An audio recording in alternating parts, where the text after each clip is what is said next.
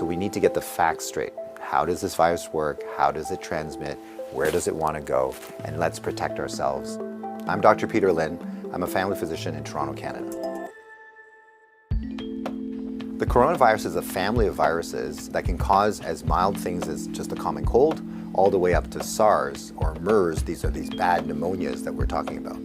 And basically what these viruses are, they look like a tennis ball with all these spikes sticking out of it. And depending on the type of spike, it allows that virus to attach to certain places. So some viruses, they have the spike that attaches to your nose. So basically you just get a common cold.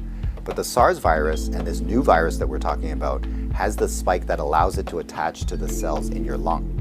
And when it attaches there, it puts in information to make photocopies of itself. So it uses our equipment to make more viruses. I'm declaring a public health emergency of international concern over the global outbreak of novel coronavirus. Most of the coronaviruses live in animals. In this particular case, it was from Wuhan. There was a fish market where they were selling live animals.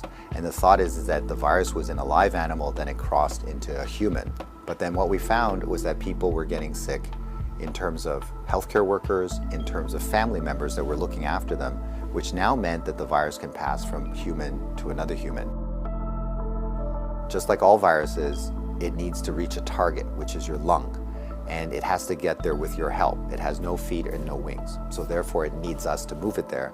So that's why we keep saying, don't hang around sneezy people because you're gonna breathe it in. And don't touch your face because that's how the virus is gonna get in. The masks are helpful, but they're not necessary because they're leaky. The ones that you and I buy basically have pockets here, so therefore the virus can get in.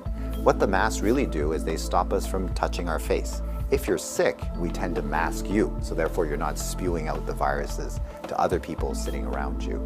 The true people that have the real masks are the N95. Those are sealed. These are for the doctors that may be caring for their patients. So in the beginning, the coronavirus will cause kind of like flu-like symptoms or a cold. So people just get the stuffy nose, that kind of thing.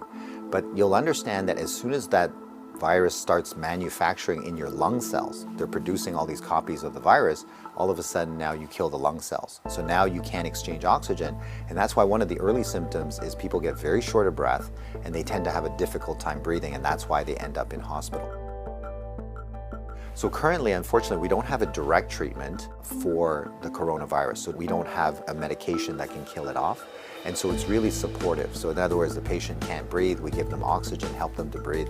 They can't drink, so therefore we give them fluids to support them. Their kidneys begin to shut down, we help them with all those things. So it's a very supportive process. This is a new virus that we've never seen before. So our immune system, our army, are having a hard time figuring out what to do. So usually what we have to do is we make something called antibodies. So these are things that can grab onto the spikes that we see on the virus, and it will get rid of the virus for you, and that will actually bring you back to good health. So therefore the elderly may have a worse outcome, and of course the young children. So the babies, their immune system is not so good either, so they may not make those antibodies as well. So just remember, your hands may be with virus. Virus cannot hurt you because it can't get through the skin, but the moment I do this, now I've brought the virus right to where it wants to go. So let's remember not to touch our hands to our face. So let's say you think that you might have been on a plane or you might have bumped into somebody that has it. What should you do? So the first thing is to contact a healthcare worker to tell them that potentially you have it. If you're feeling symptoms and you're going to go into a facility, call ahead. Okay, so whether you're calling the paramedics or whether you're calling the hospital or your doctor, just mention that you were on a flight. If you don't have any symptoms, then what we do is a little bit of a self-quarantine. In other words, we can just keep you away from other people, and so you don't go into parties, don't go with your friends, don't go into public transportation. So we can contain it very easily by making sure that you do a self-confinement, so to speak, for the, let's say, 7 to 14 days is the longest incubation time. So after that, if you're feeling well, then you don't have anything to worry about. So if we get the facts right, then we don't have to be overly worried, but we do the right things so that we don't get the virus ourselves and that we don't pass it on to others. And if we look after each other in this way, this virus will have nowhere to go. It needs us to move it, it needs us to make copies for it, and if we don't help it, then the virus will stop. So we have the power to do that right now.